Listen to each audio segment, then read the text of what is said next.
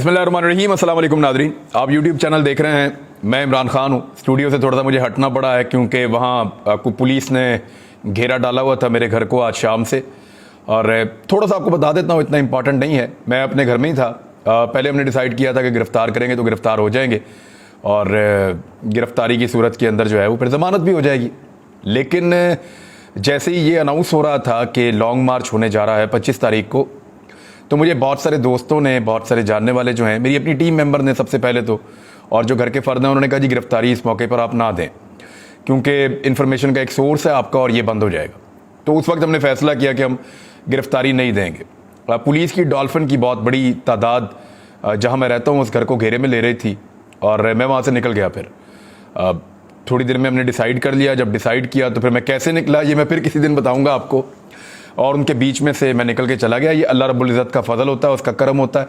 इंसान किसी काबिल नहीं होता। मैं खुद कोई बला नहीं हूँ, कोई इतना बड़ा मैं जेम्स बॉन्ड नहीं हूँ कि मैं निकल जाऊँगा। ये अल्लाह ताला की मदद होती है। और जैसे अल्लाह ताला ने मदद की और ऐसा लगा कि वाकई अल्लाह ताला की मदद है कि अगर इस तरह लोग खड़े हों चारों तरफ और बाहर मौजूद हों मोटरसाइकिल्स के ऊपर, गाड़ी के ऊपर, तो फिर आप के लिए मुश्किल हो जाता है जब दर्जनों लोग वहाँ पे उसको घेरे में लिए हुए हों। तो बहरहाल मैं निकल गया वहाँ से और निकल के मैं एक और जगह पे मौजूद हूँ। कोशिश करूँगा कि इन्फॉर्मेशन आपके साथ शेयर करता रहूँ। और जो इन्फॉर्मेशन आ रही है, सबसे जो अहम इन्फॉर्मेशन है, पहले तो ये देख लीजिए मेरे ऊपर FIR हो गई है। 2 FIRs मेरे पास अभी तक पहुँची हैं।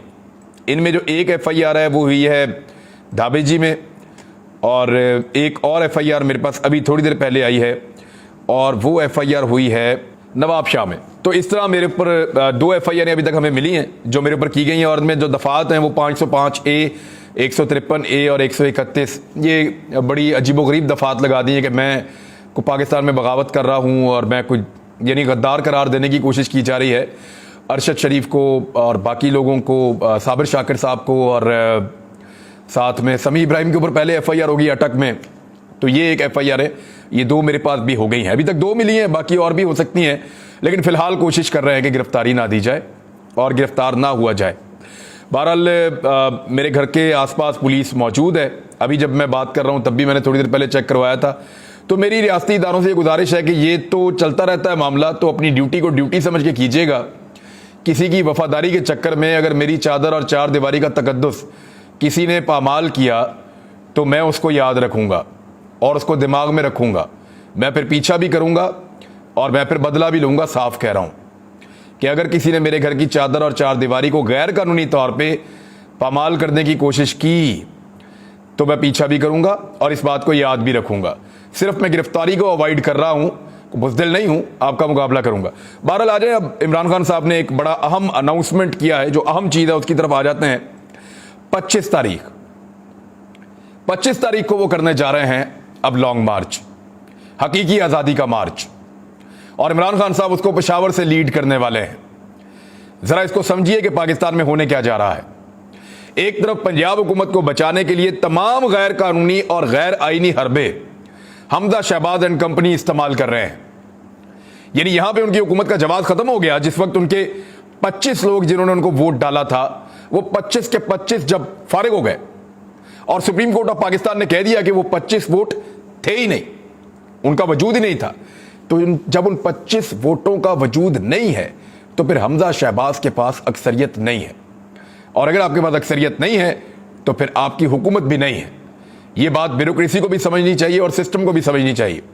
एक सुप्रीम कोर्ट ऑफ पाकिस्तान का फैसला एतजाज हसन पहले ही कह चुके हैं। दूसरी जानिब इलेक्शन कमीशन ऑफ पाकिस्तान ने उन 25 बंदों को डी सीट भी कर दिया है। उनके डी सीट होने के बाद बाकी क्या बचा? कुछ भी नहीं। प्रैक्टिकली हमजा शहबाज इस वक्त वज़ीर आला पंजाब, मेरी अंडरस्टैंडिंग के मुताबिक या बहुत सारे आईनी माहिरीन के मुताबिक, वो नहीं है। यहाँ पे कायदे ऐवान का या वज़ीर आला पंजाब का अभी इंतखाब होना है, यहाँ मुकाबला होना है, और वो कितना आसान नहीं होगा, बड़ा टफ होगा शरीफ खानदान के लिए इस मरतबा, क्योंकि वो जो 25 लोटे थे वो तो निकल गए बीच में से। बाकी लोग तो कमिटेड थे, वो तो साथ खड़े हुए थे पाकिस्तान तहरीक इंसाफ के, तो उनकी अब बोली कैसे लगाएंगे? तो ये बहुत मुश्किल हो गया। उल्टा PMLN के लोग बहुत सारे नाराज़ हैं और वो PTI को और काफली को कह रहे हैं अगर आप हमें टिकट ले दें तो हम आपके साथ आकर खड़े होने के लिए तैयार हैं, क्योंकि PMLN की तो खटिया खड़ी हो गई है, उनके पास अब वो ताकत नहीं है। और अगला इलेक्शन जीतते हुए वहां से वो नजर भी नहीं आ रहे। अपने अपने हल्के में सब लोग असेसमेंट कर लेते हैं। तो जो मुस्लिम लीग नून है वो पंजाब में हर हाल में 25 तारीख तक इक्तदार बनाए रखने की कोशिश करेगी, ताकि वो पुलिस फोर्स को इस्तेमाल करे और उस पुलिस फोर्स के जरिए से इस्लामाबाद की तरफ बढ़ते हुए काफिलों को रोकने की कोशिश करे। आज जब मैं आपसे बात कर रहा हूं तो अब बाकायदा लिस्टें बनाना शुरू कर दी गई हैं और उन लिस्टों की तैयारी के बाद छापे मारना शुरू किए जाएंगे, जैसा कि बहुत सारी जगहों पे होता है। पहले माजी में भी ऐसा होता रहा है। पीएमएलएन ने यह बहुत दफा किया है। इमरान खान साहब ने जो ऐलान किया वो 25 तारीख का क्यों किया मैं आपको भी बताता हूं, लेकिन पहले आप ये सुने। इमरान खान साहब को पहले भी मना किया गया था। 20 तारीख को वो कहने वाले थे कि मैं लॉन्ग मार्च का ऐलान कर रहा हूं, और तारीख वो 20 तारीख को मुल्तान के जलसे में भी दे सकते थे, लेकिन उनको यह कहा गया कि आप हमारी बात माने 2 दिन और दे दें। तो इमरान खान साहब ने 2 दिन तो दे दिए थे, लेकिन उसके बाद इमरान खान साहब ने कहा कि अब मैं इस्लामाबाद नहीं जा रहा, मैं पेशावर जा रहा हूं, क्योंकि उन्होंने ट्रस्ट नहीं किया उन लोगों के ऊपर जो लोग 2 दिन इमरान खान साहब से मांग रहे थे। इमरान खान एतबार करने को तैयार नहीं है क्योंकि वो धोखा खाए हुए हैं।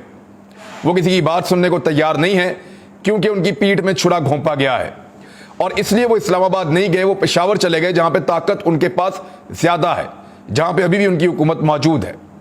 तो पेशावर से वो खुद लीड करेंगे। उनसे बेसिकली दिन ज्यादा मांगे गए थे, 4 दिनों का कहा गया था, लेकिन इमरान खान साहब ने 2 दिन दिए थे। इन 2 दिनों में वापस इमरान खान साहब को वो पैगाम जिसका वो इंतजार कर रहे थे कि आप इलेक्शन अनाउंस करें, वो नहीं मिला। और जब अनाउंसमेंट नहीं हुई तो इमरान खान साहब ने 25 तारीख दे दी है। मैंने आपसे कहा था ना कि बुध का दिन और मंगल का दिन बहुत इंपॉर्टेंट है। मंगल वाले दिन ये अनाउंसमेंट हो सकती है कि हुकूमत तहलील की जा रही है। मैं आपको फिर कह रहा हूं कि लॉन्ग मार्च से पहले अभी भी ये अनाउंसमेंट हो सकती है कि हुकूमत तहलील की जा रही है, मगर अभी तक इमरान खान साहब को किसी भी वादे पे एतबार नहीं आ रहा, और वो यही सोच कर चल रहे हैं कि मौजूदा इंपोर्टेड हुकूमत ताकत का इस्तेमाल करेगी, रास्ते में रोड़े अटकाएगी, कारकुनों को और रहनुमाओं को गिरफ्तार करेगी और हर मुमकिन ताकत का इस्तेमाल करेगी। इसलिए वो उस जगह पे गए हैं जहां से वो ज्यादा ताकतवर होकर आ सकते हैं। कई इलाकों से ये काफिले दाखिल होंगे इस्लामाबाद की जानिब, जीटी रोड को इस्तेमाल करेंगे, मोटरवे को इस्तेमाल करेंगे, जो ऊपर से डेरा इस्माइल खान की तरफ से जो रास्ते आते हैं उनको इस्तेमाल करेंगे, उस तरफ से आएंगे खैबर पख्तूनख्वा से, इधर कबायली इलाकों से। साथ ही साथ जो एरिया आपके हरीपुर हजारा वाली साइड से टच करते हैं पंजाब को, नीचे आकर वहां से आएंगे। जो नथिया गली से मरी की तरफ रास्ते आते हैं वहां से आएंगे। तो खैबर पख्तूनख्वा बहुत सारी सिमत से दाखिल होगा इस्लामाबाद की जानिब, जबकि पंजाब में जितने कारकुन मौजूद हैं अगर तो उनको जाने दिया तो वो आगे बढ़ते जाएंगे, और अगर उनको आगे बढ़ने से जबरदस्ती रोका गया तो ये कारकुन पंजाब में वो सूरत हाल पैदा कर देंगे कि पंजाब में जितनी पुलिस है वो यहीं पर एंगेज हो जाएगी। मुल्तान से लेकर या डेरा गाजी खान से लेकर अटक तक हर जगह पे पाकिस्तान तहरीके इंसाफ के कारकुन पुलिस को एंगेज करेंगे। ये हिकमत अमली पाकिस्तान तहरीके इंसाफ ने बनाई है। इसकी नौबत शायद ना आए, लेकिन इमरान खान साहब ने क्या कहा, उन्होंने कहा कि पाकिस्तान के खिलाफ बैरूनी साजिश अमेरिका से हुई है। रिजीम चेंज के लिए उन्होंने करप्ट लोगों को अपने साथ मिलाया। गुज़िश्ता 8 माह से यह साजिश शुरू हुई। अमेरिका ने मुल्क के करप्ट तरीन लोगों को साथ मिलाया। इस साजिश का इल्म गुज़िश्ता जून से ही था। कोशिश करते रहे कि यह साजिश कामयाब ना हो। बदकिस्मती से हम इस साजिश को नहीं रोक सके। 7 मार्च को अमरीकी अंडर सेक्रेटरी ने हमारे सफीर को धमकी दी। डोनाल्ड लू ने कहा अगर इमरान खान को नहीं हटाओगे तो पाकिस्तान के लिए मसाइल होंगे। यह साजिश मेरे खिलाफ नहीं, पाकिस्तान के खिलाफ हुई है। हमारा जीडीपी ग्रोथ 6% पर था, शानदार था वैसे, क्या जबरदस्त। और तारीख के अंदर माजी करीब में कभी पाकिस्तान इतना अच्छा परफॉर्म नहीं कर रहा था। 1960 की दहाई के बाद पहली बार मुल्क आगे बढ़ रहा था। मुल्क में रिकॉर्ड फसलें हुई, किसानों को पैसा मिला। आईटी की एक्सपोर्ट्स पहली दफा 75% तक बढ़ गई। जब हुकूमत में आए तो पाकिस्तान का $20 अरब का बैरूनी खसारा था। हम मुल्क को मुश्किल हालात से निकाल रहे थे कि कोरोना आ गया। हमने अपने लोगों और मईशत को कोरोना से बचाया। हमारी हिकमत अमली दुनिया उसकी मिसालें दे रही है कि बेहतरीन थी। अब पता चला इनका तजर्बा सिर्फ करप्शन केसेस खत्म करने में है। महंगाई की सूरत हाल तशवीशनाक है। बैरून मुल्क पाकिस्तानियों ने रिकॉर्ड पैसा मुल्क में भेजा। उनके पास कोई प्लान या रोड मैप नहीं है। इक्तदार में आने वालों पर केसेस हैं। मफरूर बाहर से बैठकर फैसले कर रहा है। एक बैरूनी साजिश से हमें हटाया जा चुका है। साजिश में यहां के मीर सादिक और मीर जाफर ने साथ दिया। कहा गया कि इमरान खान को हटा दिया तो माफ कर दिया जाएगा। इक्तदार में आने वालों पर केसेस हैं। बाहर से साजिश करके हमारे मुल्क की तौहीन की गई है। याद रखिए, अगर इमरान खान के रास्ते में रोड़े अटकाए गए तो मेरी इंफॉर्मेशन के मुताबिक वो ज्यादा देर तक अपने आप को रजिस्ट नहीं कर पाएंगे और फिर वो बताएंगे कि मीर जाफर और मीर सादिक कौन है।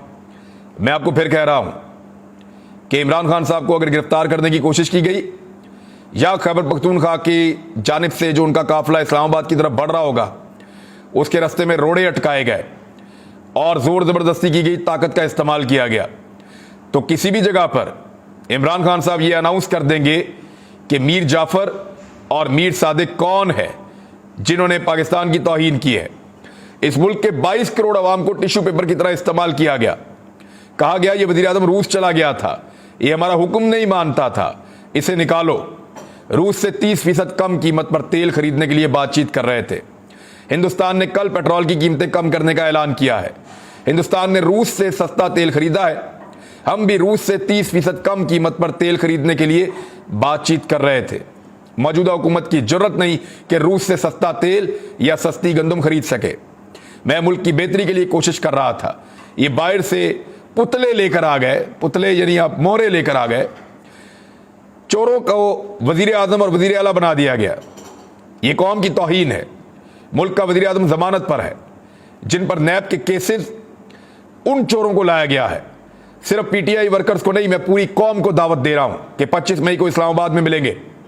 हर शोबे के लोग लॉन्ग मार्च में भरपूर शिरकत करें। हम किसी सूरत इन चोरों को तस्लीम नहीं करेंगे। श्रीनगर हाईवे पर दोपहर 3 बजे आपसे मिलूंगा। सब खवातीन को भी लॉन्ग मार्च में शिरकत की दावत दे रहा हूं। इदारों ने कहा हम न्यूट्रल हैं, तो फिर न्यूट्रल रहें। अगर उन्होंने कहा कि हम न्यूट्रल हैं तो अब न्यूट्रल रहें। यानी इमरान खान साहब पहले कह रहे थे कि न्यूट्रल आपको नहीं होना चाहिए। वो कहते रहे जो वक्त था, जिस वक्त जरूरत थी इदारों के खड़े होने की कि चोरों का टोला आ रहा है, अमरीकी साजिश कामयाब हो रही है, उस वक्त इदारों ने अपने आप को न्यूट्रल कर दिया। तो अब न्यूट्रल ही रहें। फिर अब अपने आप को किसी लड़ाई का हिस्सा मत बनाएं। अब निमटने दें वो जो साजिश हुई थी उनके खिलाफ इमरान खान को भी। यानी जब वो लोग अटैक कर रहे थे इमरान खान पे, अपना लश्कर लेकर चढ़े हुए थे, अपने पैसों के साथ, अपनी ताकत के जोम के साथ, अपने अमरीकी इत्तेहादी के साथ, जब वो इमरान खान पर चढ़े हुए थे तो इदारों ने कहा वी आर न्यूट्रल। अगर आप उस वक्त न्यूट्रल थे तो अब इमरान खान आ रहा है, वो अपना लश्कर लेकर आ रहा है, अब फिर आप न्यूट्रल हो जाएं। यही डिमांड इमरान खान ने की है। उन्होंने कहा कि पुलिस, ब्यूरोक्रेसी और फौज से कहता हूं हम तोड़ फोड़ नहीं करेंगे। 26 साल सियासत में हमेशा पुरअमन रहे हैं। ये हकीकी आज़ादी की जंग है और इसके लिए हर हद तक जाने को तैयार हूं। गुलाम बनने से बहुत बेहतर है कि मौत कबूल कर लूं। ब्यूरोक्रेसी ने कोई गैर कानूनी कार्रवाई की तो एक्शन लेंगे। बार बार कहा जाता है कि जान को खतरा है, कोई खतरा नहीं। खौफ है ये लोग पेट्रोल, डीजल और इंटरनेट बंद कर देंगे। ये इनकलाब आ रहा है। ये इमरान खान साहब के अल्फाज थे। 25 तारीख का उन्होंने इसलिए ऐलान किया है कि वो मजीद टाइम देने के हक में नहीं है और वो पैगाम लाने वालों में से किसी पर भी एतबार नहीं कर रहे। बहुत सारे पैगाम उन तक पहुंचाए गए। उनको यह भी कहा गया कि अक्टूबर के पहले या दूसरे हफ्ते में इलेक्शन हो जाएगा, लेकिन वो ये कह रहे हैं कि जब तक ये असम्बलियां तहलील नहीं होती, जब तक कि केयर टेकर सेटअप नहीं बनाया जाता और उसमें अगले इंतखाबात की डेट का ऐलान नहीं किया जाता, तब तक इमरान खान साहब किसी की बात मानने के लिए तैयार नहीं है। राणा सनाउल्लाह साहब ने यहां पे एक धमकी लगाई है। वफाकी वजीर दाखिला हैं। जब ये पंजाब में कानून के मिनिस्टर थे तो इन्होंने साना मॉडल टाउन कर दिया था।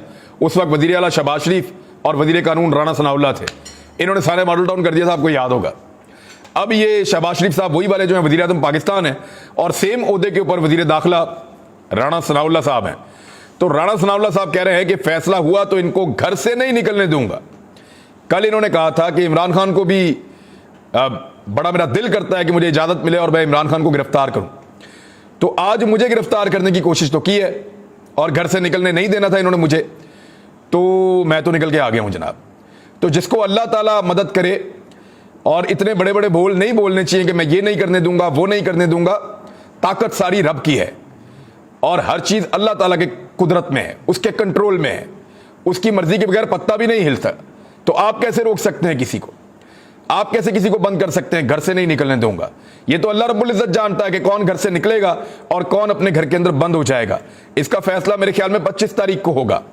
वज़ीर आज़म इमरान खान साहब ने एक तरफ इसकी मजम्मत भी की है जो अरशद शरीफ पे, समी इब्राहिम पे मेरे ऊपर जो मुकदमा दर्ज हुए हैं उस पर उन्होंने कहा कि इम्पोर्टेड गवर्नमेंट जो है वो एक ऐसी रजीम है जो साजिश के तहत बनी है, और मैं मजम्मत करता हूं जिस किस्म की विक्टिमाइजेशन की जा रही सहाफ़ियों की और उनके ऊपर जो है वो ज्यादती की जा रही है, ये दिस इज एब्सोल्युटली अनएक्सेप्टेबल, ये बिल्कुल नाकाबिले कबूल है। अच्छा, इस्लामाबाद में बड़ी तैयारी कर ली गई है। मैंने आपको बताया था कि आईजी इस्लामाबाद एक ऐसे शख्स को लाकर लगा दिया गया है जिसको ओहदे से हटा दिया जाना चाहिए था उसूलन, क्योंकि उसके खिलाफ इंक्वायरी मुकम्मल हो चुकी है और सारी चीजें साबित हो चुकी हैं, लेकिन उसको लाकर सिर्फ इसलिए लगाया गया ताकि उसकी गर्दन को मरोड़ के अपनी मर्जी से काम निकलवाया जा सके। तो ये तो आईजी का स्टेटस है, और दीगर भी कुछ और काम किए गए हैं। वफाकी पुलिस के अंदर बड़े तबादले हुए हैं, और चीफ कमिश्नर की जानिब से जारी करदा नोटिफिकेशन के मुताबिक डीआईजी ऑपरेशन सुहेल जफर चट्टा, encounter step specialist, Rana Sanaullah के पुराने आजमूदा और बहुत काम के आदमी, उनको डीआईजी लॉ एंड ऑर्डर का भी इजाफी चार्ज सौंप दिया गया है। मलक मोहम्मद जमील जफर को एसएसपी सीटीडी से एसएसपी ऑपरेशन तैनात कर दिया गया है। यानी उन तमाम पुलिस ऑफिसर्स को वहां पे पहुंचाया जा रहा है जो इस्लामाबाद में सख्ती कर सकते हैं।